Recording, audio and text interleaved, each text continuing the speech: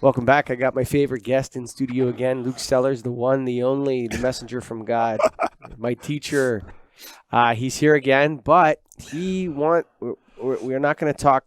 We're going to talk spirituality, I guess, a little bit, Luke? But before we do that, before we get into it, we're going to unpack what's happening in pro and minor hockey right now with maybe some of the power structures that exist and whether they should be revised or revamped or completely taken out. But before we get into that, I want to tell you about Get a Grip Studios. Go to getagripstudios.com. You want to make some digital video media, you want to make a podcast, come on down here to Victoria Park and Steeles or anywhere in the world, fully virtual. Getagripstudios.com. What's up, Luke? Nice to be back, brother. You know what happens in a dressing room stays in the dressing room. Stays in the locker room. Yeah, and it's funny because you've been in a lot of locker rooms in your life. Yeah. And so I'm not like this sort of stuff that's come out in the news media right now that shocks people. I'm not that surprised about any of it. You're definitely not surprised about it. No, definitely not. What is it? What is happening in hockey, in the hockey culture that is making people want to be in those environments and then perpetuating the bizarro power structures of those environments? What is it? It's a really good question. I mean, if we look at just what human beings are by nature and men by nature, hunters. Sure. And we have a yearning physiological, psychological kind of survival mechanism desire to want to congregate with one another and the chivalry that comes with that and also the chauvinistic aspects of it too. Sure. And if you look at sport, to my best understanding, the origin of it is going back to the Roman Empire and the Colosseum, sure, where people would gather to watch them essentially kill one another. And now things have evolved throughout time where now we don't perceive it to be okay to be watching individuals on the ice with, swords and knives killing one another. I mean, UFC comes pretty close, bro. It does come pretty close. If we look at hockey and because being a Canadian and growing up in this culture, there's a wide variety of things that are created. But if we just look at the nature of it, you have men that are coming together, congregating in an environment, and you're together for 8 months. Sure. Okay? 8 months, 20 guys, 25 guys in a locker room. That in of itself creates a shit show. Okay, for sure. Completely. With the egos. Completely. Yeah. You look at the hierarchy and how the structure is created. It's a top-down approach, right? So you have coaches, general managers, presidents that literally have the essence of your life in their hands. The decisions that they make or don't make can dictate what happens in your vocational environment. Right. And for young guys coming up in junior hockey and things like that, I mean, that can create a huge disconnect of humanness, so to say. Everybody is so focused on competition. You layer that in with economic growth because of what's possible as a pro athlete. The factor that innately we physiologically have this yearning desire to compete. And when you bring men together with that hunter type mentality, you create an environment that is similar to going to war. And that's exactly what a playoff run looks like. I was fortunate enough to win championships, and it literally is going to war. Now, the conversation and dialogue that takes place within that type of environment, I think there's a lot lost in the observation of the context of where things are coming from. I do not advocate that we use any type of terminology that's not respectful of human beings, race, color, creed, whatever that may be. But there is a certain vibration and energy that goes on in those locker rooms that can't be explained to the outside world. No one would understand it. Never understand it. Phrases that may be said. And now when you look at coaches that are repeatedly using some type of phrase, that's a whole nother story, or some derogatory type thing, which we can look at exactly what that actually is. But so you're talking about Akeem Alou, but let's go back to the beginning. Yeah. Okay. And my question was, let me put it to you this way: what you have is, if you asked any Canadian boy, age 10, where do you want to be in 8 years? Yes. It would be there. 100%. Right? Or 90% of them would say, yeah, that's a place I want to be. Yeah. A locker room like that. Especially if they're in hockey. Right. Okay, why do they, when they're 10, why do they want to be there? They want to be there because it's a glory quest. They want to be the top warrior or the top hunter. Right? So what you're looking at with hockey's a kind of hunting combat sport. Yes. Right? It's not a combat sport like boxing or MMA, but it's one level below that. Fully grown men, under certain circumstances, can hit each other as hard as they want. Yes. Right? Yes. So, you got to remember, hey, Michael Colligan, it's Luke Sellars in peak physical condition, and then guys who are a heck of a lot stronger than you. Exactly. In peak physical condition, moving at unhuman speeds and smashing into one another. Exactly. And people want to do this. Yes. Okay? So think about that. So the men are on this glory quest. Yeah. Right? Once they get there, okay, so let's say you played a couple games in the bigs, one game in the big, right? And then you had a minor league career. No, but think about it. There's not a big difference from a guy who plays in the AHL and a guy who plays in the NHL. They're both physical specimens. Yeah, you got about 100 players in the show or in the NHL that could be changed out for American League guys. Exactly. The upper echelon is the upper echelon. Yeah, sure. Right? Yeah. And the basement players in the American Hockey League, no hope. Yeah, exactly. Yeah. But I mean, you're looking at the top 100 guys in the American Hockey League could probably play in the NHL. Yeah, for sure. But they do regularly play in the NHL. They interchange back and forth. Sure. Yeah. So they all want to be there. So once they're there, if I were to say to you, okay, take the money out of it now. So it's a glory quest. Yep. Take the money out. I think a lot of those guys are going to say, fuck this shit. Definitely. To some coach who's on their ass about something.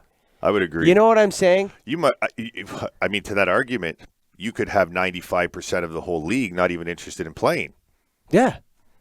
Right. Who wants to do this? I mean, it's the same thing with, it's interesting how in the UFC they talk about attracting better athletes, right? They talk about that because you know why it's hard to attract the best athletes to MMA? Because not a lot of guys actually want to get in a cage with another man and fight him. Yeah. They may say they want to do that, but yeah, you're really it's the purest form of competition, really. Sure. To have exactly fighting it out to see. I mean, even when the UFC first came into its inception, when you literally had no gloves, no rules, fish hooking, eye gouging, poking, ball kicks in the balls. Back in the days of Tank Abbott and these guys. Yeah. And actually, one of my teachers in Chinese medicine was a mixed martial artist, and him and his brothers out in Western Canada created something similar in and around the same time. And yeah, so anyways, going on. So my point is that I think that in a sense there's a soul selling going on here. Okay. Yeah, that's my take on it. Which we could argue is all of life. I mean, why does a 10-year-old fantasize about playing in the NHL? At that point it's pure. There's a glory quest. Possibly. He's been told that these are the heroes. You want to be like Sidney Crosby. You want to be like Wayne Gretzky. Yeah. These are our heroes. We put them up. We put them up for everybody to see. We hold their pictures up. We revere their names. They're in the Hall of Fame. When you're 21 and you get to the show, if it wasn't for the money, a lot of the guys would say, you know what? I'm not taking this crap from this asshole. I'm out of here. Definitely. And I would almost argue that those 10-year-olds that even a heavier influence is the pressure that's put upon them by their families, sure, by the minor hockey organizations. Minor hockey in Canada has become a business. It's disgusting. You mean the OHL side even? Well, I'm talking about 9-year-olds. When I first came back from playing, and my career was turbulent to say the least because of a lot of traumas I carried with me and didn't know how to deal with, and it got mixed up in alcohol and cocaine use and womanizing and all these things. So I'm definitely not the poster boy for a beautiful career, although it really helped me in my life. But when I finished playing, I was sitting in an opportunity to get into coaching in Toronto in minor hockey, 9-year-olds specifically, and I went to meet with. So this is Minor Adam. Minor Adam. So yeah. I went to meet with the coach, who is a friend of mine, and I show up and there's 8 other people there. It's their whole management staff. for a team of 9-year-olds. What level of hockey was this? AAA. Yeah, AAA. But you had a general manager, assistant manager. Yeah. You had The coach might get paid $90,000 a year. Two assistant coaches. This. I mean, I remember playing hockey as a 9-year-old. I think my father was a coach. One of the other players, volunteers. Sure. Right? Somebody volunteered as the equipment manager. We drive into I played for the Wexford Raiders. We drive in and get used equipment for the season from where they would fix it at the end of every year. Like what hockey is developed into today is, I mean, literally shame on you to the parents and to the coaches and the organizations because it's disgusting. There's no fun in it anymore. So when we look at what creates that reality where you have a 10-year-old yearning to be this thing, I mean, it's all based upon us as an adults developing this structure. I think there's a vicarious nature to it, which you're uncomfortable with. That these parents and coaches, in a sense, I remember. I'll tell you a little anecdote. So my son, I played a lot of hockey when he was a kid. And he went from there's 4 levels, kind of select, AE, A, AA, AAA. Yeah. So he played 1 year of AA. Okay. And before that, he was the superstar on his AE team. Okay. And there's like hierarchies in the parents based on the play of the kid on the team. Yes. Okay. This is the weird part, okay? So there's like groups of parents whose kids maybe, are struggling to stay on the team. And then there's like the middle pack, and then there's like the elite top players. I always found this dynamic hilarious. Okay, to me. I thought it was funny. Yeah. If it wasn't so dark, it would be even funnier. But I remember there was this circle where one of the other, high, whatever, at the AE level, his son was a star and my son was a star. And then a couple coaches were there, and, the coach's son was like a middle of the pack kind of player, right? And they were complaining about one of the players that was maybe in the bottom third of the team, right? And the amount of frustration, visible frustration in their body language and the way they were talking about this kid. And they were saying, well, I don't understand why he doesn't do this. And, and all of a sudden there was a silent second. And I said, maybe it's because he's 9. Let the kid be a kid. Yeah, dude. Have fun. As opposed, think about what we're doing. Because he's 9. Think about what we're doing, though, here. Like how seriously you're taking an AE hockey game. That you're shaming this kid to the other parents. Because he's a 9-year-old boy. Yeah. And that right there. And you know what?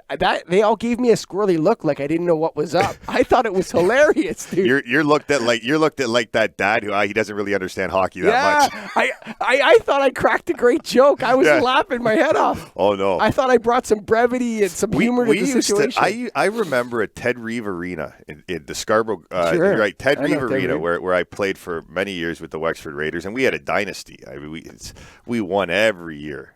But I remember games watching parents when I was like 10, 11, fighting from the other team, parents from our team fighting in the stands. Sure. Now, we could get into the whole psychology around this and all these different things.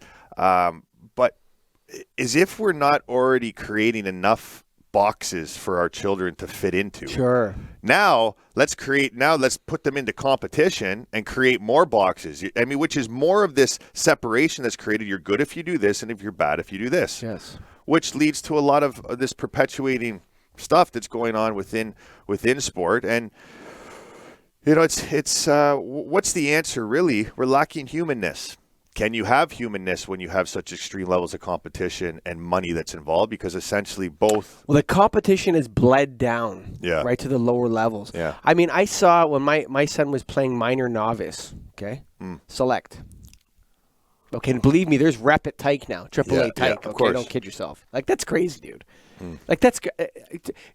You're dry, especially on the Lakeshore Loop. Yeah. Like, you know the Lakeshore Loop? Yeah, You know that? I know exactly. Okay. So I told my son, he played in Uxbridge, I said, well, if you want to play rep hockey, you got to play in Stouffville because this Lakeshore Loop is for the birds, bro. Yeah. Every weekend you're driving to Picton and to Kingston and to Peterborough and Trenton and Belleville. Yes. Like, that's a lot of driving, man, for AE hockey or whatever, right? Yes. And so you're in this, but so he ended up playing a stole, which is it's a better loop. But they have it for tyke, dude. They have parents running their kids around at the age of 6 and 5, all over Ontario to play hockey. Yeah. And I think there's a vicarious element to it. I think what's interesting, I think it is more intense in hockey. And I have a theory. I want to throw it at you. Okay. Hockey is like a dream or an illusion. Okay. Unlike any other sport, humans are actually moving at speeds they can't move at. Okay. Right? They're completely covered in equipment. Yeah. And they're in a cage. Yeah. Okay? More or less. It's caged in. Yeah. Right? Yeah, with glass. Yeah, you're right. In basketball, the spectators are right there. Yeah, correct. Same with football. The field, the idea of the field is this space. Yes. That is, where people are allowed to punch each other in, Luke. And it's not assault. Yeah.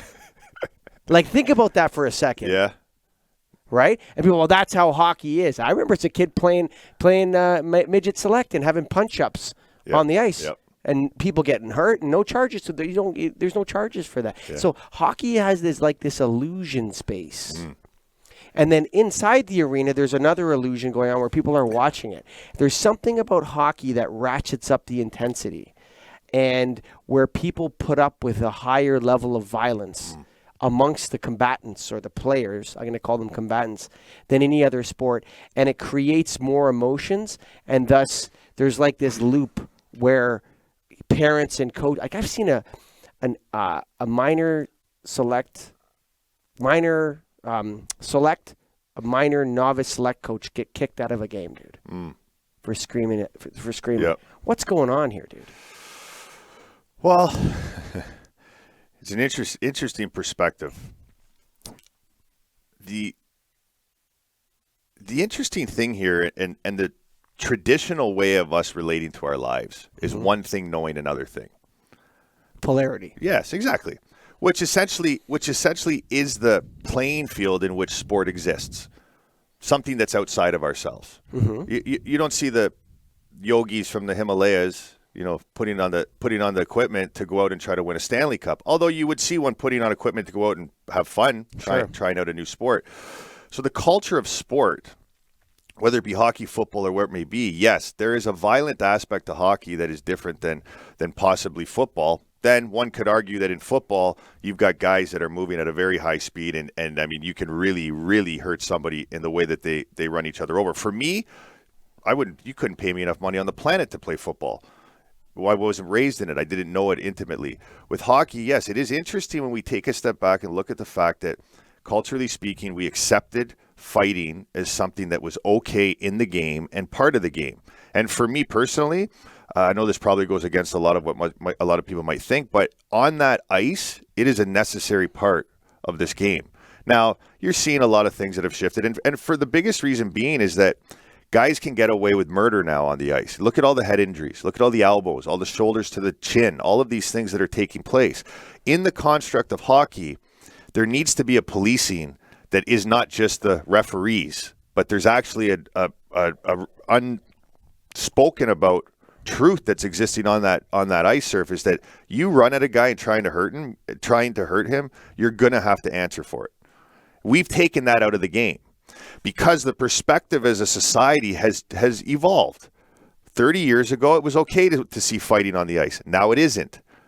Hundreds of thousands of years ago in the Roman Empire, you got caught stealing, we'd hang you at City Square and throw rocks at you, and everybody would cheer. Now, we don't see that in alignment. So I think the context of the way something's functioning is in direct relationship as to socially what we see as being acceptable and not acceptable. So you're saying fighting is not necessarily bad in hockey. It's a part of the game. It was a way that people introducing a type of jeopardy amongst the players that was agreed upon. Hey, you want to take a shot at this guy? You're going to have to fight that guy. Look at the Edmonton Oilers and Wayne Gretzky. Sure. I can't remember. There was one guy that ran him or was kicked out of the game. It was on one of Don Cherry's Rock'em Sock'ems, which I know we're going to speak about him a little bit. But back then, nobody ran Gretzky. Now, then again, he was one of the slipperiest players that ever played the game, and you couldn't really hit him. But you knew that if you ran him over, you were going to be answering for it the rest of the night. I think Semenko played on his line, which is one of the toughest guys in the league. Now, that type of hockey has changed. The culture has changed, the perspective, which, again, a lot of it has changed to appease the fans. Okay. Not necessarily for what's conducive for the game to run. Or maybe to appease the non-fans. Or the not. Well, that would even a clearer statement. Non-fans. We look at when they shifted the rules in hockey was to make the game faster, so that they would get more people into the seats. So, what is the cost of making the game faster with all of the technology of equipment evolving?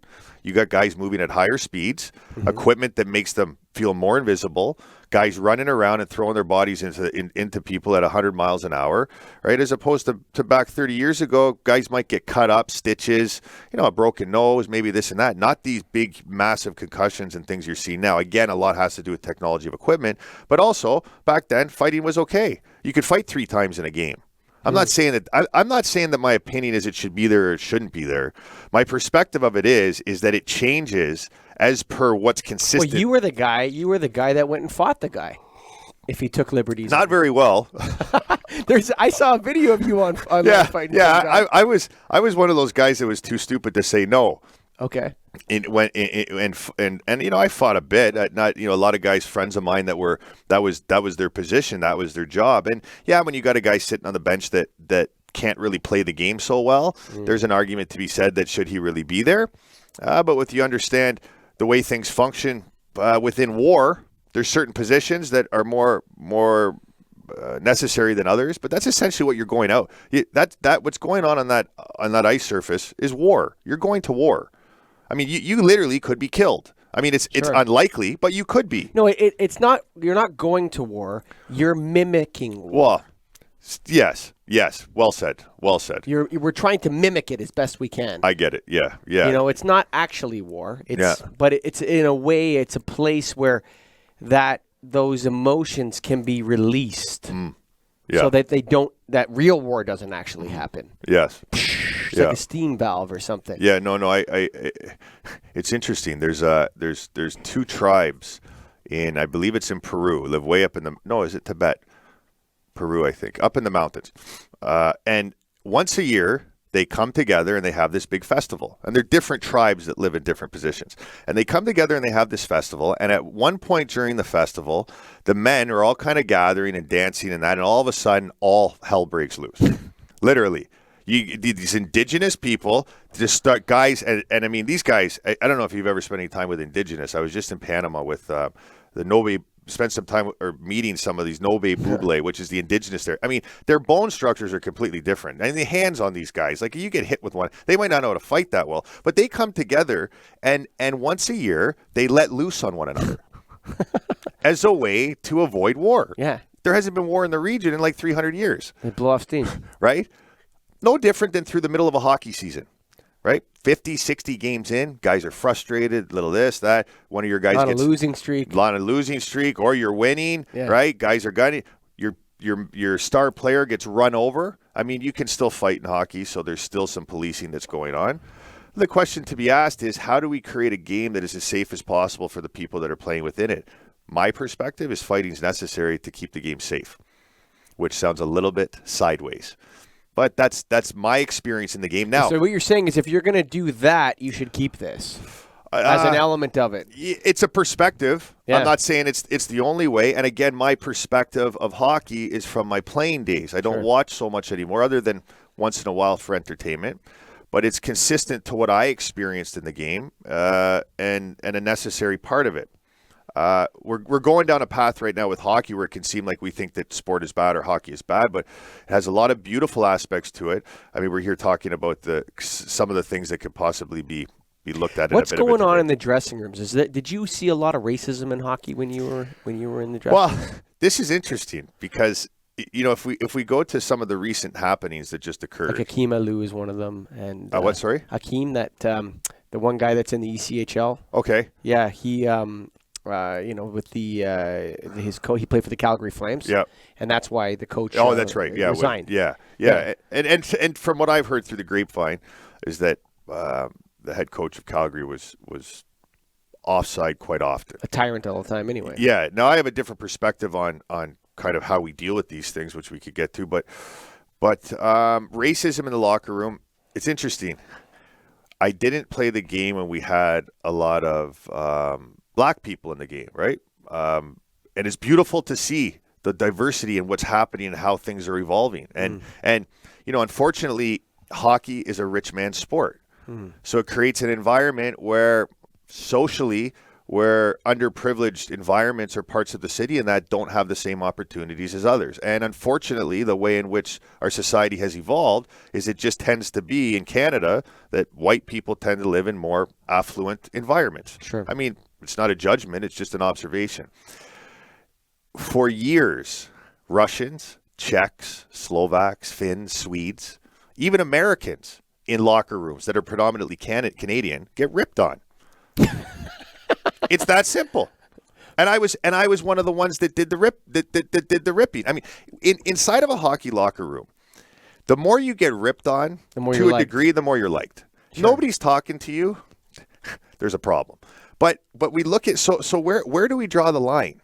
Right? So what's socially sensitive right now is your sexual gender, race, and religion, orientation. So, like, in a sense, like, forget about the Peters guy. I know what you mean. So, like, one of the greatest compliments of my life, was when at a lighting show, people made fun of the Get a Grip on Lighting podcast. Beautiful. Like, they went up on the stage and they set it up and they made fun of us and they're like, hey, made fun of my Canadian accent. They had a big sign that said, have a hand on lumens. And it was the most wonderful compliment I ever received in my life. Well, it's the old saying goes, if you're taking your life or what you do too seriously, you need to take a vacation. Yeah, for sure. I don't mean, don't go sit on a beach in your 24 hours. And I've had to learn this the hard way because taking life too seriously, taking myself too seriously, you need to take a vacation from being serious. Yes. Which it's a good gauge in the evolution of you as a human being when something you've put so much time and energy into and you do with integrity. I mean, I know you as a close friend now. You're an authentic guy with comes from a place of integrity. You care about people, and there they are making fun of you.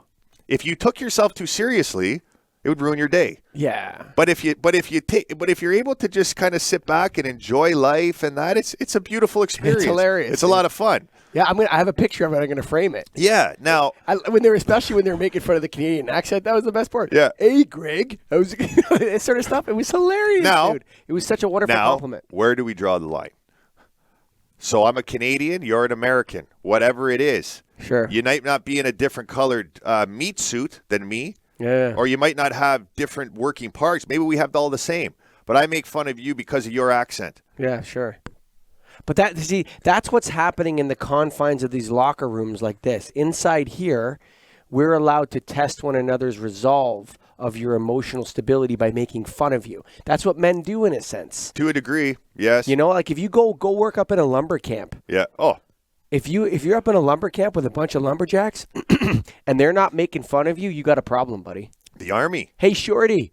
The Army. Yeah, for sure. I mean, I met a couple Marines, and man, amazing the commitment of these individuals and the culture that exists within Marines specifically. And from day one, we hit the ground running. I mean, the one guy I met, Stumpy, who's become a close friend of mine, and for obvious reasons, that's his nickname. Mm-hmm. But what do you think I'm throwing out? What's his nickname? Stumpy. Stumps. Yeah, Stumps, how you doing? Such a great, one of the most beautiful human beings I've ever met. But first thing I started doing was ripping on him about his height. Sure. Right? Because it's the joke never gets old. Maybe for other people, it doesn't for me, which could be ignorant on my part. But it's just the way in which we communicate. But it's also coming from your heart. Yeah, well, yeah, and it's the way in which we communicate with one another. Now, you see, whenever you have an environment where sensitive things are said, there's always a possibility it goes over the edge. Sure. Okay? Now, when you get into racial slurs, again, I don't condone this in any way whatsoever, but where do we draw the line? Where is what is it right now that's going on that makes it unacceptable to make a racial slur, but acceptable to make a slur based upon the origin of where you were born? Like a Swede. In hockey. Guys all Swede, no finish. Look at Don Cherry, for example. He gets fired for making a comment, and you people. We cannot conceptualize or understand what he meant by that. It's an impossibility. You can't. You can try to have an idea. We can talk about it. We can discuss it. But what he meant in that phrase, only he knows. Sure. Now, not going deep into Don's psychology because I know him well. I played for essentially his twin brother, Brian Kilray, in Ottawa for 3 years in junior hockey.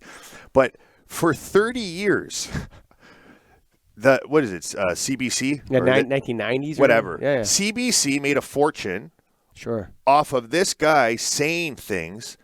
He sat there for 30 years not honoring or respecting Don McLean. They had this nice little thing going where like he would just kind of shoo him away, make comments about Russians, Finns, Czechs, Slovaks. Yeah, totally.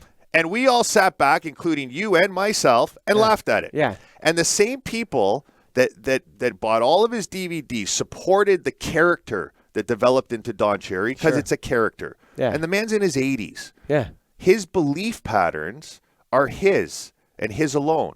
No different than coming back around and make a biblical representation. Christ walking on water.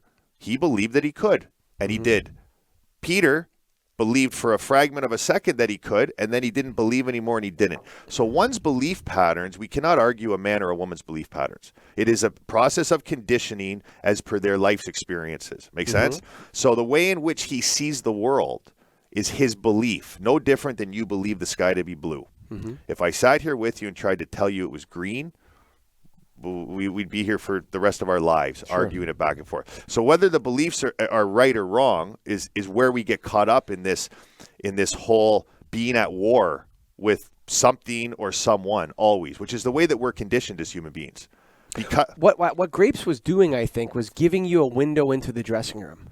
To a degree. You understand? And then what he was doing was he was a projection, or he was a representation of the Canadian psyche, in a sense, or the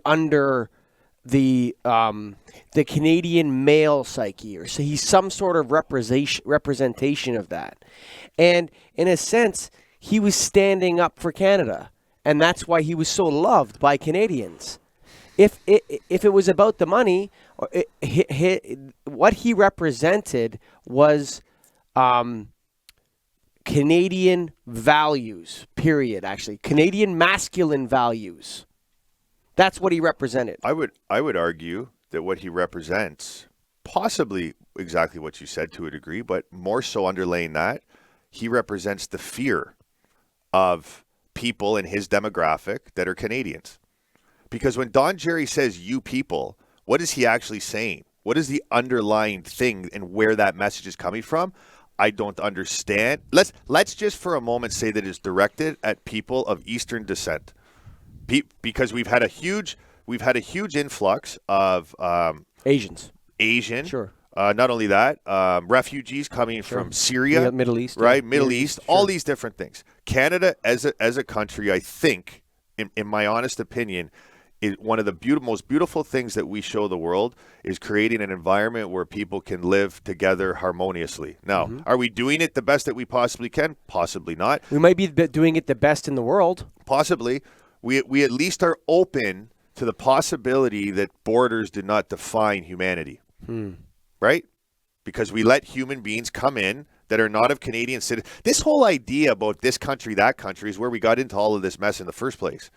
If we existed as a global humanity without borders, now I know that would make this is a whole nother topic, but coming back around to this, let's just say the comment he made was, and we don't know for sure, was completely directed towards people of Eastern descent who have migrated to Canada. Make sense? What is he actually saying? The man's in his 80s. He grew up in a world where these people were not here. He doesn't understand them. Them living here in his backyard are fracturing the security net or the box that he's created to live in that makes him feel comfortable. No different than the identities that you and I have created in our lives and the intellect that supports them to make us feel comfortable, which is an illusion because it's a false sense of security. So in fact, what he's saying in that moment is, I don't understand you, which I fear you because I don't understand you. I don't really feel that you're holding up kind of the traditions that we've created and developed as a country. I mean, you have a man there who is. I mean, is it wrong to say that though? For him to say it? Yeah. I don't know if it's right or wrong. I think that we need to shift. I just think it is. Like that's what he thinks. That yes, exactly. How do you fall? How do you? So what? So like he's not allowed to say what he thinks? So you say it's okay that he said it? I don't think it matters. Yeah, me neither. I don't think it matters either. I think if you like, I don't think he incited hatred. I don't think he promoted violence. You understand what I mean? I think he just said what he thought. He's an 82-year-old man with a set of beliefs. It's like Trump. You know, Trump's. That's different. He's in a real position. He is, of power, but if we look at the context of belief patterns, a lot of the stuff that you're dealing with our brother down there to the south, because we need to love all of our people, right? You know, it doesn't matter what people do or don't do; they're still worthy of your love. Sure. But set belief patterns that treating women a certain way is okay. That you know, men and all these different things. They're beliefs. No different with Cherry. It's a belief pattern. So whether it was right or wrong, this is wherein lies the suffering in our communities, is fighting and arguing about what's right or wrong, as opposed, envision this reality. The next morning on CBC, the president of CBC, somebody at the top of the totem pole, comes on and holds a 5-minute press conference talking to how we as CBC are a family. One of our family members made a comment that hit a nerve, and we'd like to discuss what this looks like. Have the conversation and put in whatever it looks like with Cherry, so that he can understand the ramifications of what he said, because he doesn't understand it. When I played for Killer in Ottawa, it's old school hockey, old school mentality, just like the hockey world right now. It's an old boys club. Things are said and taken out of context. Don Cherry, I know the man personally. I played for him in the Cherry Orr game. He is not a racist individual, right? He just has a set of beliefs and compartments that he's created that make his life feel safe, that make him feel secure. That's what it is. So when we don't look at where it's coming from, when he's not allowed to have nuance. Yeah. Okay. So are you allowed to speak to New Canadians as a group? There's a question for you. So my heritage is deeply Canadian, and what I mean by that is it doesn't mean I'm more Canadian than anybody else. If you're listening to this and getting upset, but no, my ancestors are refugees from the American Revolution that came to Canada in 1787 or something like that as loyalists, right? And before Canada was a thing, to stay loyal to the thing. Am I allowed to speak about New Canadians as a group? No, I'm not allowed to do that. Yeah.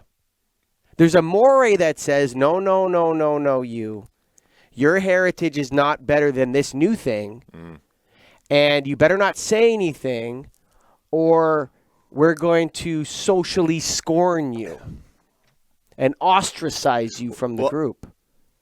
Like, I'm uncomfortable with that a little bit, Luke. Yeah, it's you understand what I'm saying? I know what you're saying. It's an interesting topic we're on here because it's a sensitive one. Well, but it's about hockey. But I mean, think about it. Like I have, my father's family are potato famine Irish, 1850s. Okay. Orphans that came over. My mom's family are United Empire Loyalists. Okay. Right? So when you go to the Parliament building, 50% of the symbols are the symbols of my heritage. Yep. Loyalists and Irish people. You'll see lots of harps and clovers, and you'll see all kind of symbols of the United Empire Loyalists. Then you'll see the fleur-de-lis and Quebec and a couple other things, some Scottish stuff, some English stuff, but there's a lot of Irish and United Empire Loyalist stuff going on in the Parliament buildings. Yes. Okay? Okay.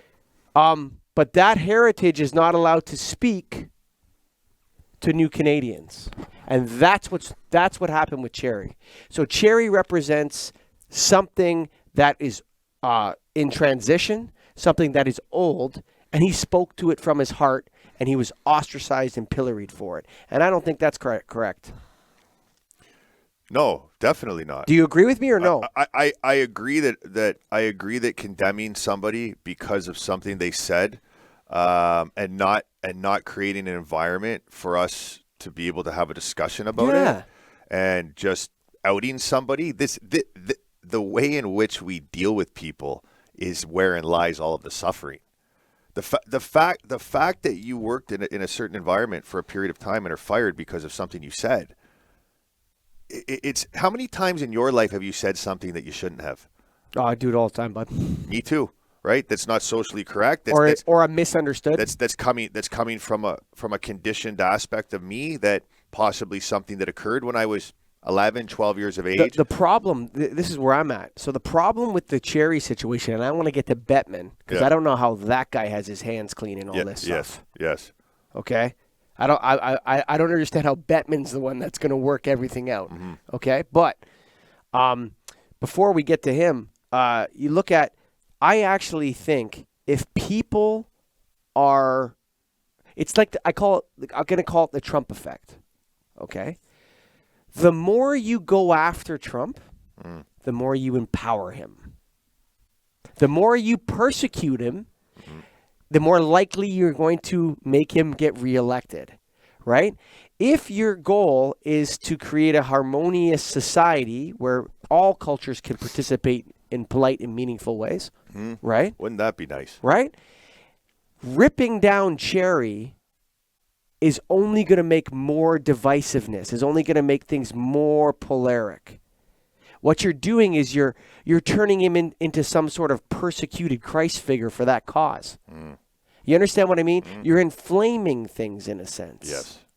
And if you go on Twitter and you look at the responses to Donald Trump's tweets, or say, which is a very toxic place, Luke, Twitter. I've never been on it. Oh God, dude, it's. I've never ever. Oh God, don't have an account. Never been on Twitter. It is. Yeah. Well, the things that people thank you write, for affirming the fact that I shouldn't be there. Never go there. So the things that people will write and put on the internet with a picture of themselves beside it, is unbelievable to me, dude. Yeah. It really shows like a, I don't know what it is. It's like there's something wrong with you if you type that and speak, like, carve those words into digital stone. You understand what I mean? Yes, I know. I completely understand. But the problem is when we do this, when we persecute people for non-criminal infractions of speech, we actually empower the very thing we want to overcome, Luke. Definitely. I completely agree. Well, where your attention goes, energy flows. So if you're and again, this, what you're speaking to, 100% accurate. And I think the aspect that drives the function of it is emotion, which is energy in motion. So if you're sitting there watching Trump or Cherry on the TV and it's igniting an emotion inside of you, that energy is flowing to sustain the existence of whatever this thing is. Whether it's negative or positive. Doesn't matter. Yeah. Doesn't matter. If you can observe, funny enough, I'm sitting there having a bite to eat last night, and my folks have Rogers. I don't have TV, right? But I have their account, Anywhere TV, right? Rogers Anywhere TV. So I log into my old man's account, and I think my sister was also on it, so we couldn't get in. But then we got in, and I was eating dinner, and I'm like, oh, well, you know what? We would just put on CNN for like 3 minutes. Now I don't become emotionally charged by what's happening or not happening with respect to this stuff. I'm just watching it, and it was just so interesting to me seeing what we feel is being important. Yes. Right? And it's an illusion that we've created, but when you buy into an illusion, it becomes real in the physical reality, which most people associate as being the only thing that exists here. It's just interesting. It's a state of judgment is fueling the fire to maintain the existence of whatever that thing is that you're judging. You know what? Here's the thing. So here's I agree with you on that. Here's my take, though. We have to judge. We have no choice. Well, maybe Luke. No, maybe I still judge, but but you don't pass judgment. I think that's the difference. Oh, okay. You understand what I'm saying? It's like you're walking through an airport. You see somebody with a service dog. Really, bro? Yep. You judge. You think, really, man? You really need that dog with you? And then you you move forward. Yeah. But then to approach that person and say, how dare you, you don't need a service dog, then there's the passing of judgment, right? And I think the tweeting, this idea of tweeting, like I said, carving things into digital stone, because that's what it is. It never goes away. Yep. Right? By doing that, we give people, we feed their sense, like when you type something nasty into Twitter, you want it to be permanent. Well, you're also seeking peer approval, which is a big part of why the whole. I mean, in the context of most people's lives, Sure. they're tweeting seeking the approval of their peers to affirm who they are. So looking outside of yourself to affirm who you are, which essentially is the inception of suffering. Looking to the outside world to affirm who you are. So what you do in your life, if it's not acknowledged by the outside world, does it have less meaning? I see what you're saying. So Right. the answer to that question is neither no or yes. It doesn't really when matter. we're looking to the outside world, right? But we all do this. Of course we do. Of course we do. Right. Now, So what you're saying is like looking for that validation is what's causing your suffering in the first place. Exactly. And now when you get into political Twitter, which could be a little bit different because from my observation, what I hear, Trump is the first president to use it in a way that has been trying to not only be more transparent, but in a way possibly sway the perspectives of the community, Sure. which is an interesting one because typically you only hear it from the big 5 or 6 news stations Sure. and the way that everything's governed and that by the top guys up there. There's no question that Trump is a communications genius, actually. I hate to say it, but there's no question about that. I mean, people may hate him or love him, but Yeah. whatever you think of him, the guy is a communications genius. Yeah, actually. it's yeah. Anyway, back to hockey. Yes. So grapes. Grapes is grapes, you're just saying. And I can't tell, though, whether you think what happened, if you have any feelings at all about it, actually. I don't really, because it hasn't affected my life in any way. Okay. And there's the selfishness coming in. Sure. My own side, right? Sure. But compassion from the perspective that, and I think this is the key. This is the way in which we transmute these things from happening. Because us as a society are looking for things to be in competition with, be at war with. Just look at what's going on a global level. So, but when we can be compassionate to the process and feel compassion for the 85-year-old man that, yes, he's able-bodied, and can think for himself and that, but again, we need to go back and understand that we have been conditioned into living in a certain way based upon the era and what we were brought up. If there was compassion for Don Cherry and what he said as not being socially acceptable to a degree, because there is an aspect to it, you can have this argument from many different perspectives. You could get it to a defined, yes, he was right, or no, he was wrong, but that's not how life functions. No. Right? There's nuance. What if we were? What if we could use this as an opportunity, as a culture, as a community? Let's look at Canada. Let's look at hockey culture as an opportunity for us to realize that there needs to be more compassion in the game. There needs to be more compassion in the way in which we relate to one another, in the way we accept one another, the way we converse with one another. Compassion for the so-called individual that made the mistake, and compassion for the people that may be affected by it. There is no compassion in the observation of what just took place. I've watched some of the news clips in that. It's all TV talk show hosts or radio hosts or whatever it is, and typically when they have the two of them bantering back and forth, one that's an advocate of it and one that isn't, then it creates for good material. But where is our humanness?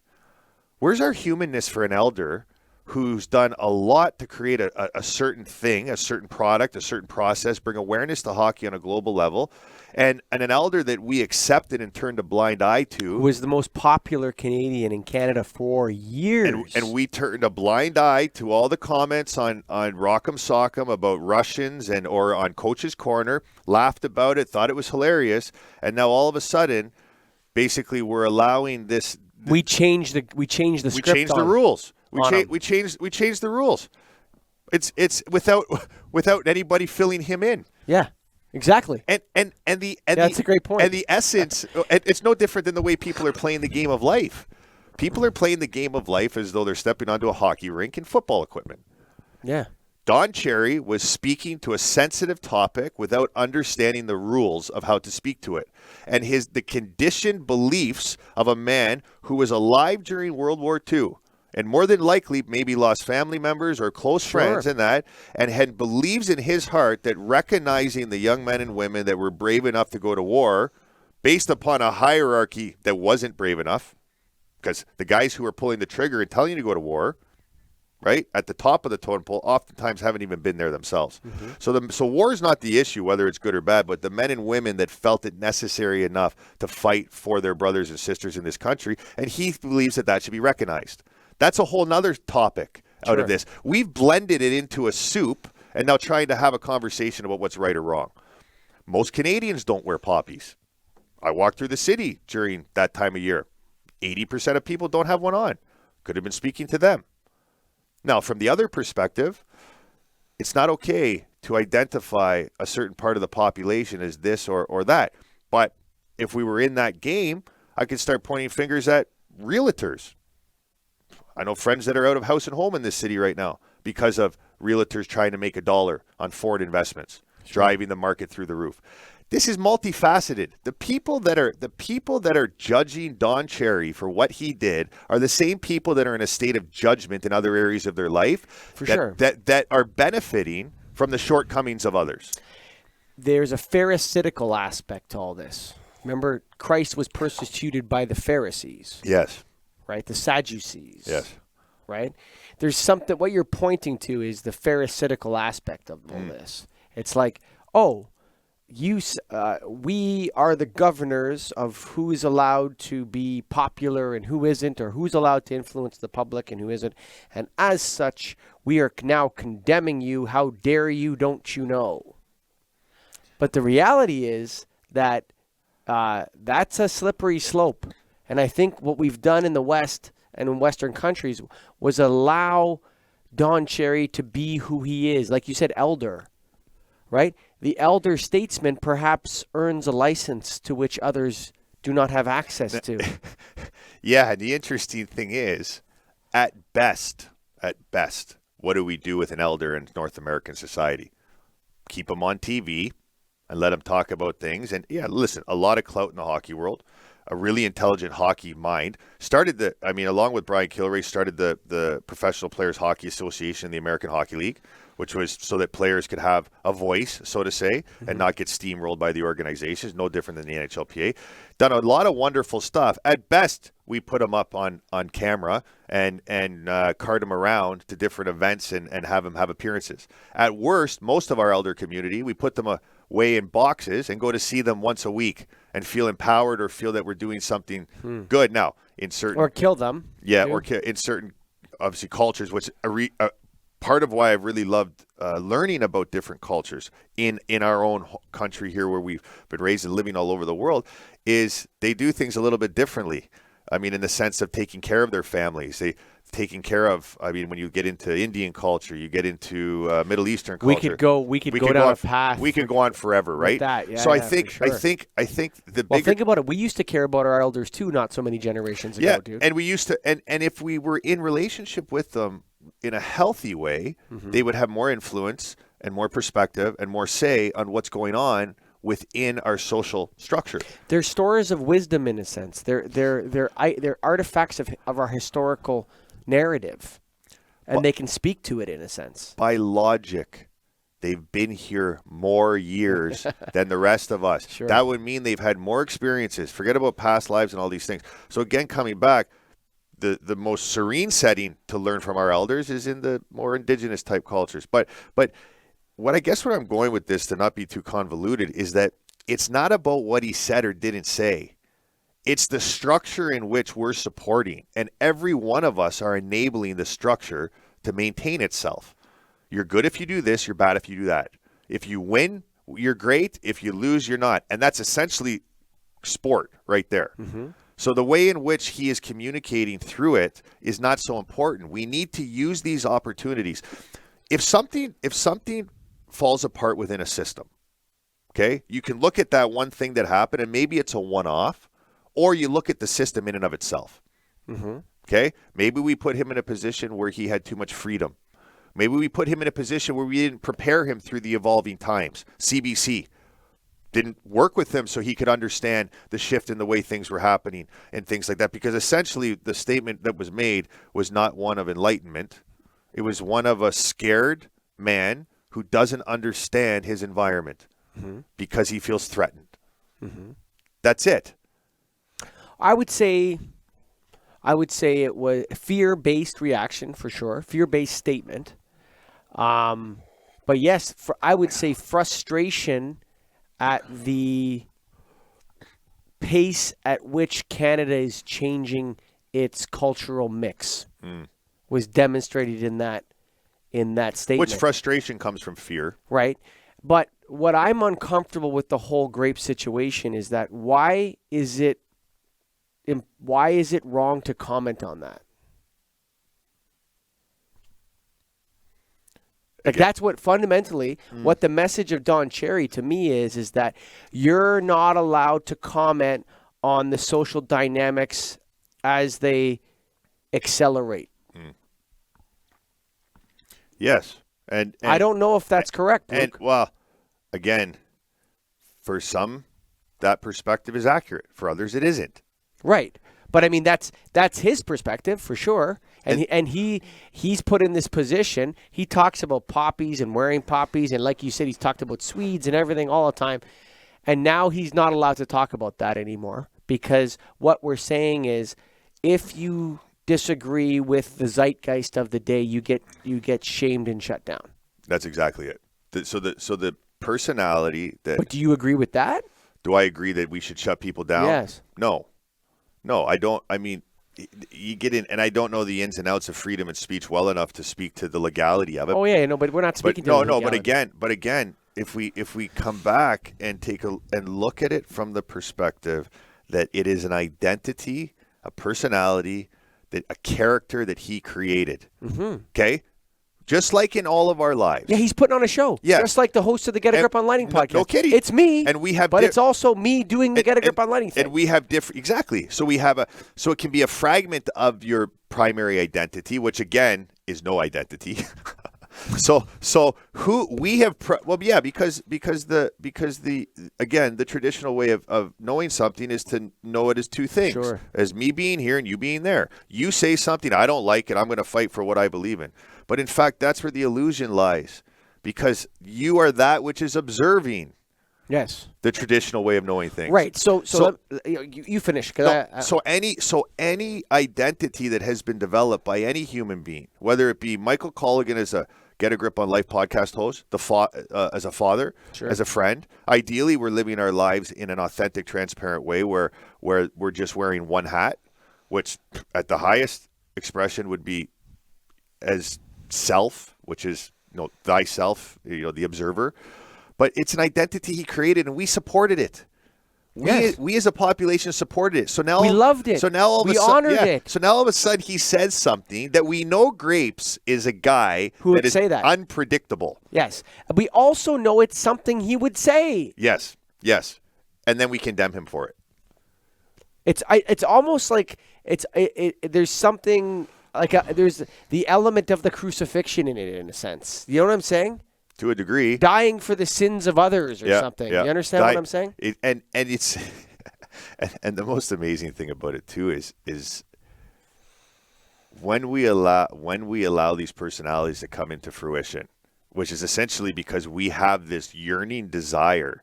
They represent something. For inhibition also. Why do people love sport? Because it makes them feel differently than they normally do. Why do people love beer? Movies. Food, cheese, whatever it is. Exercise can also, if it's not done in a conscious way. But we love things that make us feel different than what we do. Mm-hmm. And we get caught up in the whole story of what that is and the uncertainty of what's to come. So he comes on Coach's Corner and what's he going to say this week? Yeah. But he goes a little bit over the line, and that's a sensitive topic right now. No, they moved the line. Or they moved the line. There's another way of looking at it. Exactly. They moved the line. So if they moved the line and he went over the line, right? My opinion of it, again, we have to look at the structure that we've created.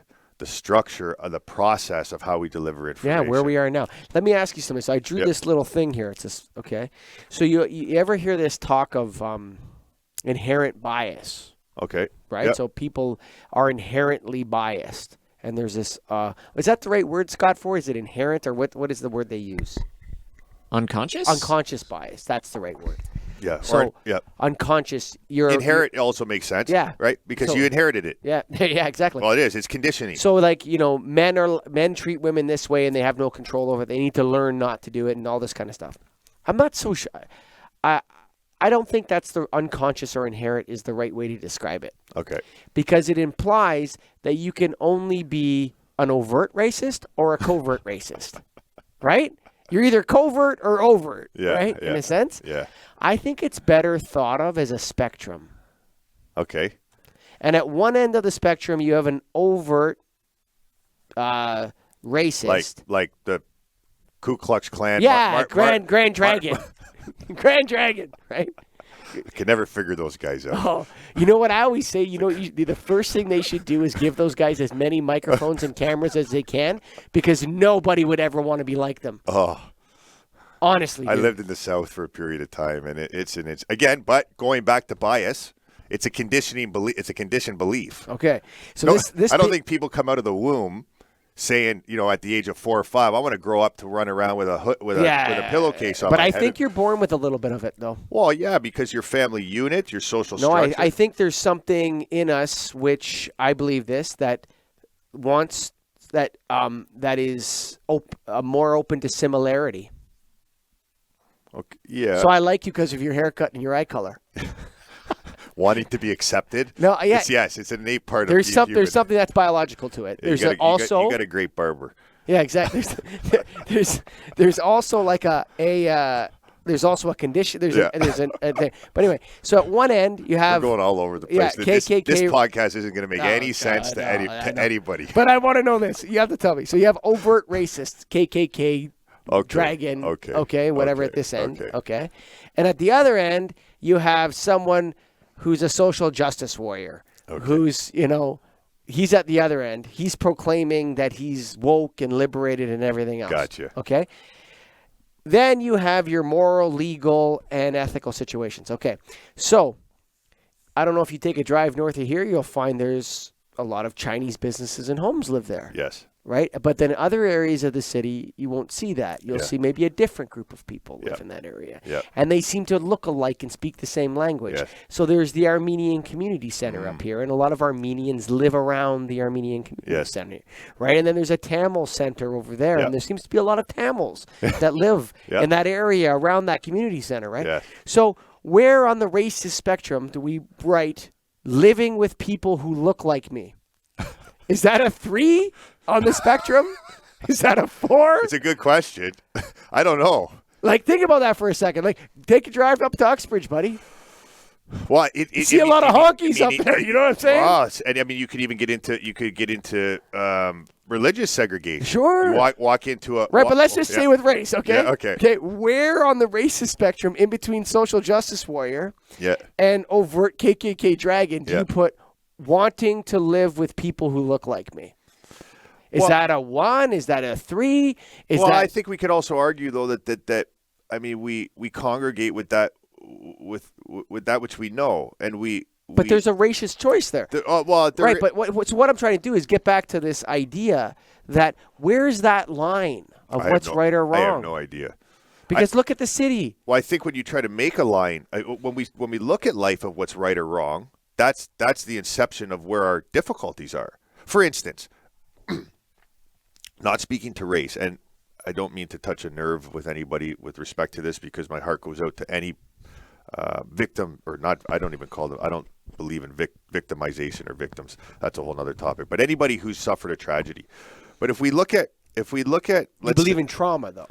Yeah, I believe people in. Can have emotional yeah. trauma. What I have compassion. I have compassion for the person that committed the act of whatever it is, and for the person that received it. Because I don't believe that the person that committed the act is coming out of the womb saying, when I'm 30, I'm going to go and shoot up a school. Sure. We, as human beings, and I need to really enforce this. We as a global community have created an environment that has developed that individual. We're responsible for it. We gave birth to him. Don Cherry saying, you people, if every person that watched that thing didn't judge what he said, didn't get caught up in that story, but looked in the mirror and said, I'm responsible for what he just said. I take full responsibility for exactly what he said because I feel the same way, one way or another, in relationship to myself or others. How can I work towards not having that perspective? Because everything that's happening on this planet is a global creation in one way or another. So we create a vacuum. Hitler didn't rise to power in Nazi Germany. The Germans created an environment, the vacuum, where somebody could rise to power. How does one man take over millions of people? It was the situation was the stage was set for that play. I guess we need to start. What I'm saying is that we each human being on this planet needs to take responsibility for their own judgment. Because Don Cherry having judgment over a person's race, color, creed, religion, and me judging him for what he said is the same thing. It's the same function. I don't like what you said, so you're wrong. Well, he didn't like these people because they don't do what he wants them to do. Do you see how the flow of energy keeps going? And then you have more people that question and judge whether what they said and this said and da-da-da-da-da-da. But we continue this perpetual flow of mediocrity when it comes to the way we relate to each other as human beings, as opposed to having compassion for what he said, as opposed to an idea of whether it's right or wrong. Now, so there has to be right or wrong, and there has to be consequences. And what you're saying is that what was really required is compassion. Yes, in all areas of life. Think about your own life. I think that goes to the dressing room as well, man. Yeah, exactly. And in team performance, which is a system that I've worked with companies and teams in that, and from my time in a professional locker room, there's not much humanness going on in there. You're a number. I was a 19th overall pick to the OHL and a 30th overall pick to the NHL. A guy that should have played a lot of years. The minute that I wasn't offering anything to the table, nothing. Crickets. I remember blowing my knee out at 23 under contract with the Atlanta Thrashers playing for the Chicago Wolves. Found myself in a hospital with a staph infection 12 hours away from having my leg cut off. How many guys do you think came to see me in that hospital? I was there for 2 weeks. Don't know. 0. There's no humanness. There's no humanness. Now this is getting a bit off topic, but again, compassion, really, and then having an actionable sequence. So a process, no different than CBC taking a process of the higher up sitting. Oh, this is bad for business. Oh my God, we're going to lose sponsorship, so we're going to fire him. Sure. They didn't fire him on what he said. They fired him on the outcome of the possibility of the impact of what he said. Yeah. What if they actually had a process which was now and showing the world how to compassionately treat a team member that is in our company, and they had the opportunity to do it on a global level? Yeah, for sure. Could have had a press conference the next morning with Don Cherry sitting there, right, giving him an opportunity to explain the context of where he was coming from, but more so than anything, for us to be able to just have compassion for someone who's part of our family. There's an element of cowardice in the way that CBC behaved. To a degree, and also, and here's the interesting thing. On a social level, what is the one thing a man is not allowed to show? Culturally. Across, on a blanket. Cowardice. Weakness. Weakness, yeah. Right? It's the one thing that we are conditioned to not be able to show, specifically in his time. Right? Now more so we're having, but it's not okay to show emotion. It's not okay to have this, not okay to have that. Let's just say he feels that he made a mistake. I don't believe that he does. But in that moment, what's the first thing that should happen? It's an opportunity for him to show every man on this planet what it is to be vulnerable. Whether he agrees with what he believes in, what he said, or he doesn't. Imagine if he was to come forth and we had a structure within our culture where men could actually be vulnerable when they've made a mistake and could actually show weakness and say, yeah, you know what? I kind of got caught up a little bit there. Or to speak to what it actually was, because that's where it lies all of the courage in life. Sure. Right? Weakness and courage go hand in hand with one another. So there's a multi-layered aspect to this whole thing that, we've gone all over the place with. But there's specific social issues that we need to really start looking at on this planet. One of them being having divine compassion, not just compassion, divine compassion for all beings, all races, all sexes, and the experience in which they're having. And judgment is an interesting thing. Passing judgment, taking action in it, I would argue that the thought of judgment and the energy behind it without taking action on it is just as toxic. I mean, it's like it's hard not to judge, though. Of course it is. The only way you can't judge is by learning how to work this mechanism that you've embodied, the mind and the body, and work There it daily. definitely is an element to a spiritual practice which begins to elevate your compassion to a point at which it's interesting because it starts with yourself.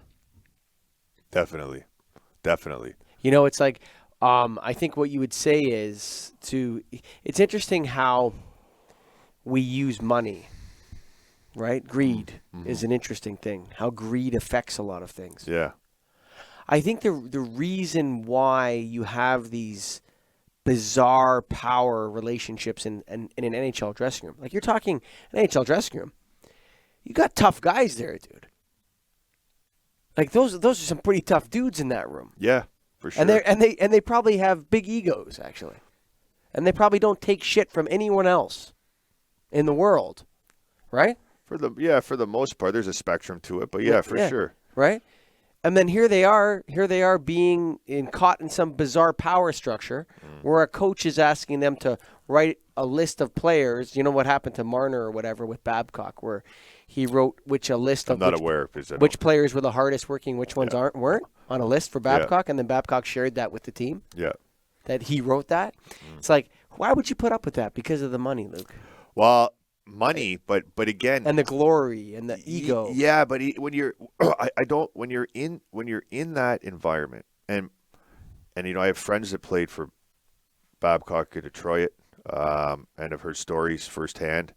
It's that aren't pretty, and I experienced similar type of relationship with Killer when I played in Ottawa. The thing is those coaches still believe that the way they're doing things is getting the most out of the guys around them. Where does it cross the line and become abuse? I think it has less to do with the money and more to do with the status in which you've worked so hard and put everything into develop as your life, right? So I don't believe that the athlete is sitting there thinking, I'm going to take this shit because of money, right? Because there is that ego aspect within a locker room as guys have a little bit more what's the word I'm looking for? Pride. Sure. Than to just be treated in a certain way because they want to get their paycheck. It doesn't align with what everything of being an athlete is. There's a level of pride for you to reach that level of performance in that, right? I think more than anything, and when you see it with young guys in junior hockey and also early in pro, they suck it up and they take it because they know that guy is their meal ticket. That's what I mean. Well, their meal ticket in the sense to maintain the way in which they've known to be their life. I don't think we're sitting there thinking about dollars and cents in that moment, right? Quality of life. They don't want to get confused and not have to play hockey every day anymore. Well, in sport, you got to stay relevant. Yeah. As soon as you lose your relevance, well, not in sport. I mean, if get a grip on Life Studios isn't relevant any longer, nobody's listening. Nobody's interested. No, right? that's why I got to keep like a grapes. I got to keep pushing the envelope because people expect me to say wild and crazy things. Yeah.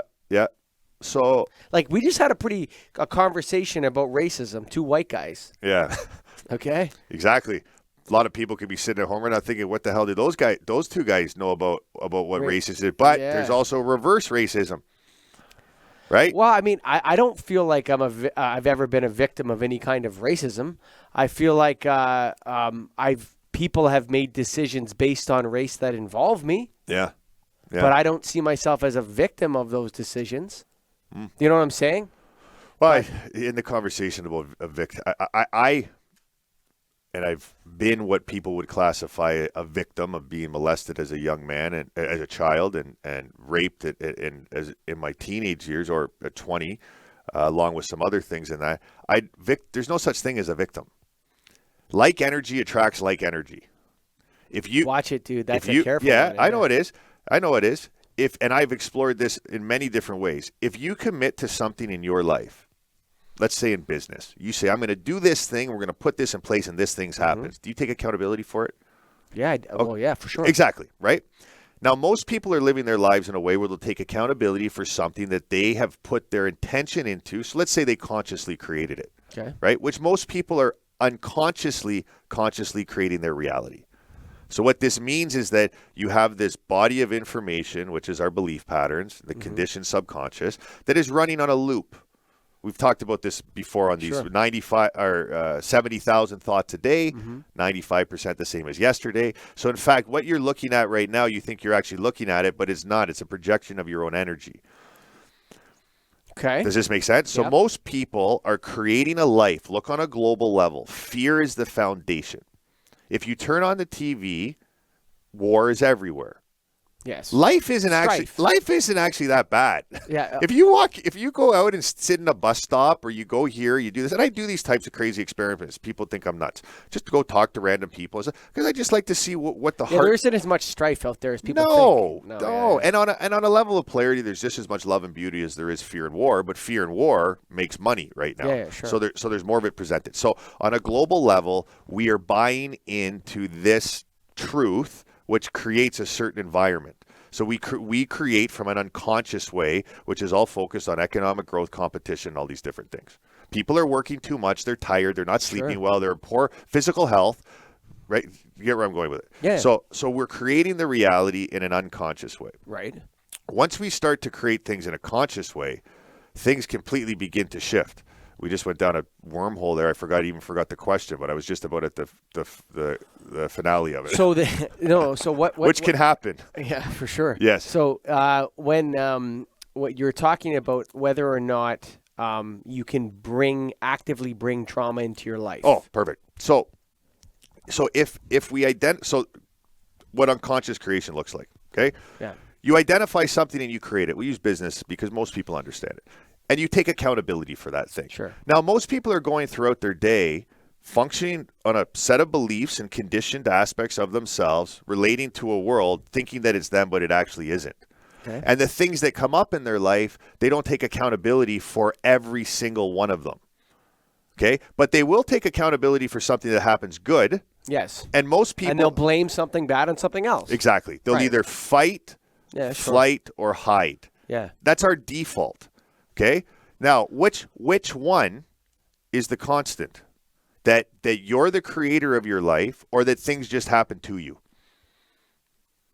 Okay, in that sense, that you're the creator of your life is constant. If things just happen to you, I can make an argument that what's the point of even having an interest in anything? Just get up and go about and just let things happen.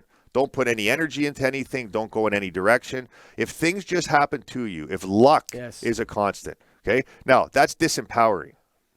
I did a podcast with a woman who had someone attack her in her home, sexually assault her. I can't remember what her name, the redhead girl, Scott. How dare I say her hair is red? Was attack her and then was sitting in the back of the cop car. In the cop car, they were like, okay, I have the victim in the car. Yeah. And when she heard that, what she told me was that she decided to become a victim. Yes. And she invited this person into her life. I was very uncomfortable with this, Luke. Okay. You understand what and I still am. Now you're looking at me like I totally understand that. When I said that she had said to me that she was victimized, but had created the scenario and the trauma and brought it into her life. So what if? And this is what she told me. She said, "I brought this into my life." I was extremely uncomfortable with that, and I told her that. I said, "Come on, you were attacked. You did not bring it into your life. Can children bring it into their life? Like, I mean, where do we draw that line?" It's a very sensitive topic. And again, coming back, if you're looking at it in the traditional way of looking at things, as it's two things, something happening to you or you doing something to someone, then we'll sit in the conversation or the argument until the roosters start singing tomorrow. Because again, it's a relationship to it. As if something happened to somebody. If we take a step back and look at the law of attraction, Okay, there's a lot of stuff and information. That's what she talked about too. Yeah, she's like, I attracted this. Yeah, and the law of into my life. attraction. The law of attraction is an interesting thing because the location of your spirit dictates the way in which it functions, which is so. So there's more to the law of attraction than just the energy you give off comes back to you. Because if the energy you're giving off is from a polarity system like the mind, you're also creating the complementary opposite of it. That being said, if the way you show up in life, life shows up for you. Through spiritual work and teachings and that we see quantum mechanics, the thing that's being observed, the observer, and the process are all intertwined, one and the same. Mm-hmm. Make sense? Mm-hmm. How did the person who's observing the perpetrator not play a role in perpetrating the experience? And See, that's a very controversial view. It is, dude. but if we take science, quantum physics, which can't explain the totality of the reality because you cannot fully understand what's up there or deep inside of you from a level of awareness that is below it. But it explains the whole process, and this is where the suffering lies. For me, I saw myself I woke up in a hotel room and back in those days, I partied so much I didn't even know my name half the time. I woke up in a hotel room with the obvious signs of having something penetrated inside of me, and lived for 20 years with it, with a prolapsed bowel at times. Horrific stuff. Saw myself as a victim throughout my 20s in hockey, questioned my sexuality, questioned all kinds of different things. How could I end up all these different as a victim? I was disempowered and I was miserable. I was using drugs, drinking, womanizing, all these different things. It wasn't until I started to look in the mirror and start to look deep inside of myself on where in my energy attracted this experience into my life. How can I better understand it? How can I completely come to a state of forgiveness, which essentially is a state of divine love and appreciation for the experience? So I would argue, again, no different than with Grape saying what he said and us suffering through it, because that's what's happening. Now, it makes for good TV and good this and that and everything else, just like the way in which he did things for 30 years made for great TV, making fun of Russians. Sure. I don't think the Russians like that so much. I don't think they cared. Nah, they did. I played with guys that were Russians. Yeah, they chuckle a little bit, but it was fun camaraderie because it wasn't hitting on a sensitive thing. But nonetheless, no different than the way in which you're observing what he said, the way in which we're observing the process of tragedy, that there's a victim and a perpetrator, is wherein lies the suffering. Yes, the tragedy occurs, but what if all life's experiences, everything that was going on in your physical life was nothing more than information for you to better understand the nature of you, which is essentially why we're all here in this body, to better understand what it is to be human so we can transition beyond it. Now, it can sound like mumbo jumbo. No, dude, that's so beautiful, actually. But I ask people... It's the only way out of victimhood. It's the only way. Compassion, love. Divine love is the only way for us to transmute anything, whether it's Don Cherry, Donald Trump, wars that are going on, wherever it may be, or even the people that are seeking validation and trying to take your money and lead you down a path of enlightenment or whatever it may be. Divine compassion, divine love, and it starts with ourselves.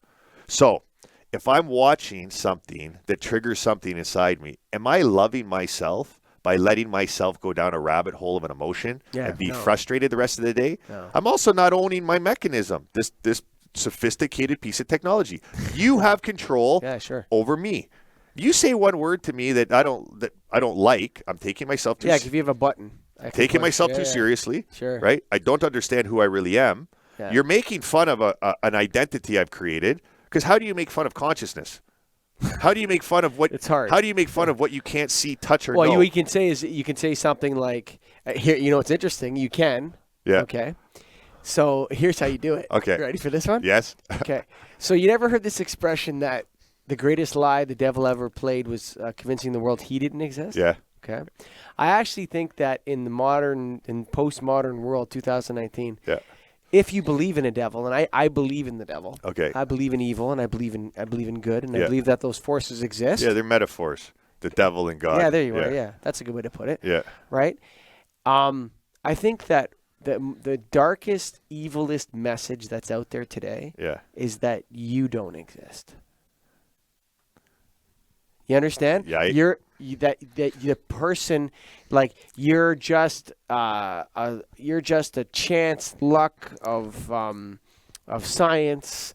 There's nothing has meaning. Yeah. The nihilism out there, and I think that you see that when on Twitter you see that nihilism, that darkness. Okay. And I think the evil. I'm has really happy I'm not on Twitter, man. After dude. So you have like the negativity there, dude. Yeah. That is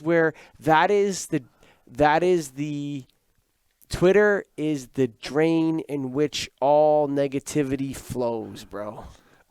I'm telling you. That's where it is. Yeah. You see like people that I not idolized but really admired. Really truly had read their books, read all their books, and really truly admired, right? Okay. I see them on Twitter making a fool of themselves, arguing with people. That's what we do best if you give us enough time. Human beings. No, right? it's so sad though to see. You understand what I mean? Like I think that the thing that most people are struggling with deeply is this idea that life is meaningless. And I think I'm not sure what you mean in your message, but I know what you're saying is that we've been 6 podcasts now trying to unpack everything about the living in the essence and getting to that eye of the storm presence and the spaciousness, right? But it's not meaninglessness there. It's the opposite. It's like a deep gratitude. Well, it's not something that can be spoken to. Yes. It can't be. Yes.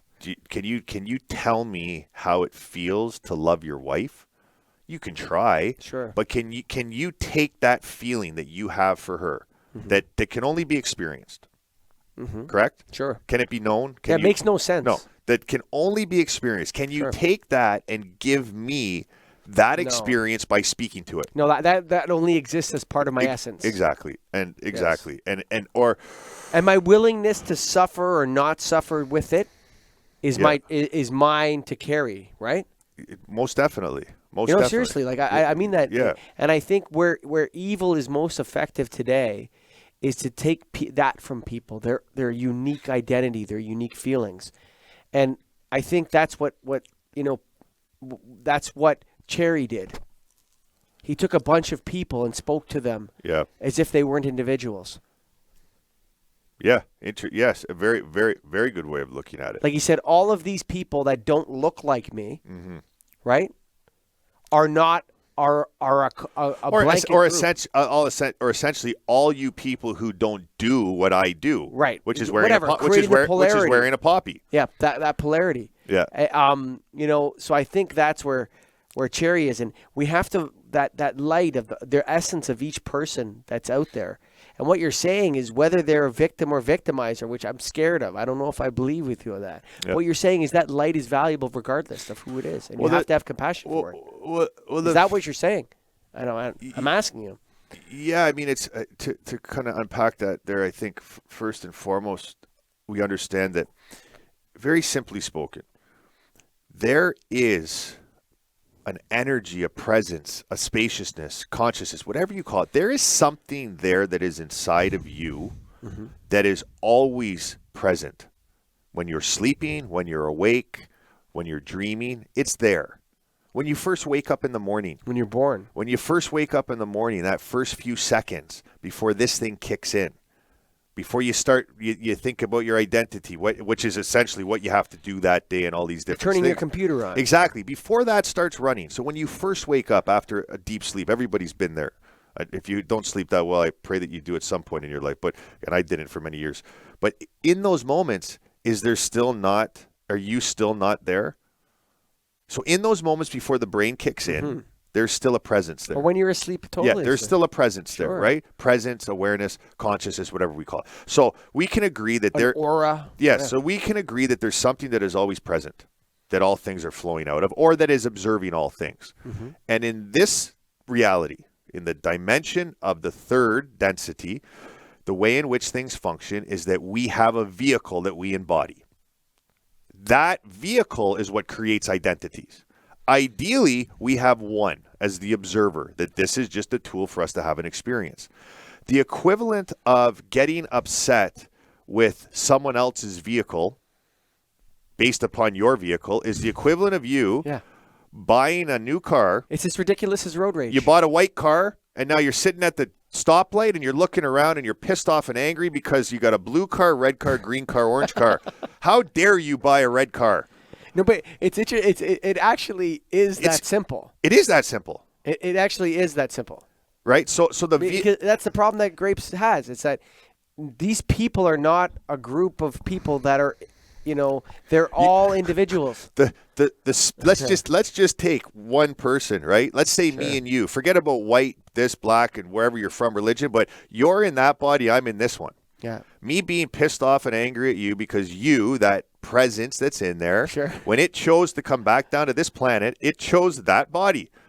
What are you doing? Why'd you pick such a small vehicle, and you don't even have any hair, and this and that, and why would you ever dress your vehicle like that? You're a moron. Like, what's wrong with you?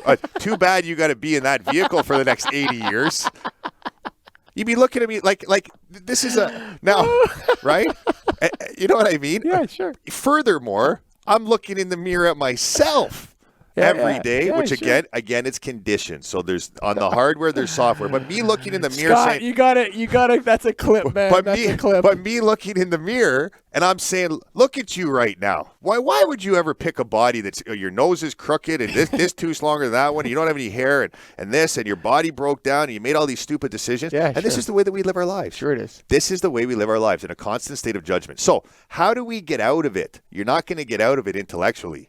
You're not going to figure it out by reading more books. You're not going to figure it out by new equations. You're not going to figure it out in 7 to 10 days. It's going to take you more than, in the words of Simon Sinek, more than 7 days and less than 7 years. But if you consistently show up for yourself before anything else, you got a fluff right there you're good. Before whatever that is, then all of a sudden you start to transmutate the way in which you see. First yourself, then you start to see others. You start to respect and appreciate the struggle, the process, but also you appreciate the beauty of it. Eventually you get to a point where you see that it's all an appearing and disappearing act. It's funny. Arthur Schopenhauer, I think his name is, said, I'm going to paraphrase and probably screw it up, but he says, whenever you encounter a person who's particularly malevolent or has a particularly mean streak or something like that, couple things he said you should not engage with that person, but you should step back and then learn from it, because it's a gift from the universe. It's just showing you something in a way.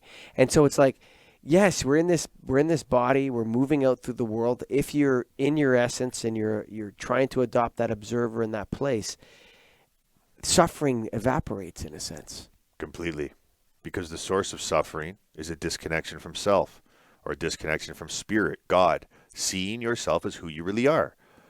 Separation from God would be the Christian definition. Yeah, would be the Christian definition, which I'm not Christian, but a very easy exercise for anybody to do. You don't have, a lot of people are scared of meditation, right? You say the word meditate, I can't do that. Got it. Always ask the same question. It's like, well, how do you know? Well, I tried it for about 5 minutes. Oh, yeah.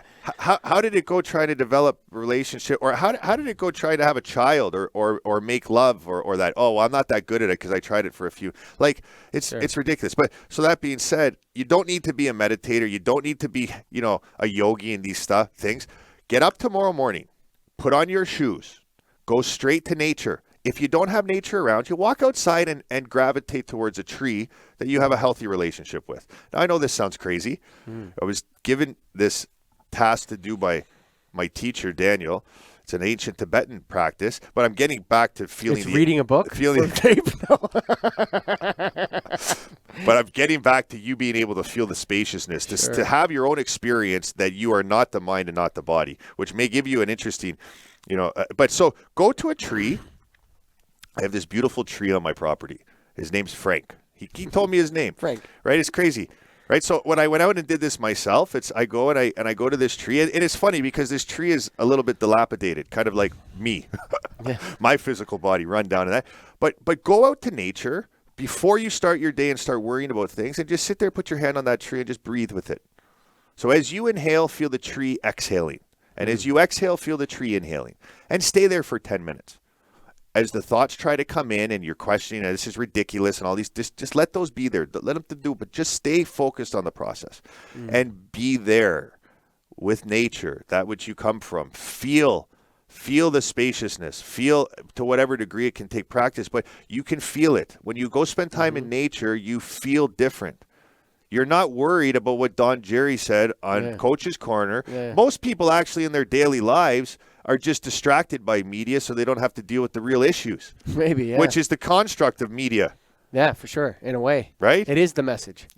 So again, we need to give ourselves experiences that allow us to explore a new existence, not the way we've been conditioned. And this has been a learning process for me with a lot of things, and being, for the last 10 years, working with things and really not getting any of it.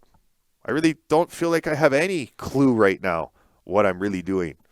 And that's the most beautiful way to live. Because if I don't know, and it can come across like I'm convoluted in having an opinion or non-opinion about things, but I just really don't know. I don't know what the answer is as to whether Grapes was right or wrong. I don't know if it's right or wrong in the way in which we converse within the locker room or whatever we do. What I do know is that the way in which we look at things needs to change. And we need to have actionable behaviors that take place. It's not enough to have a press conference that this happened, condemning what happened. There needs to be action that takes place. Because if that thing is happening within our structure, the hockey world, and that's happening, that means there's something faulty within our structure.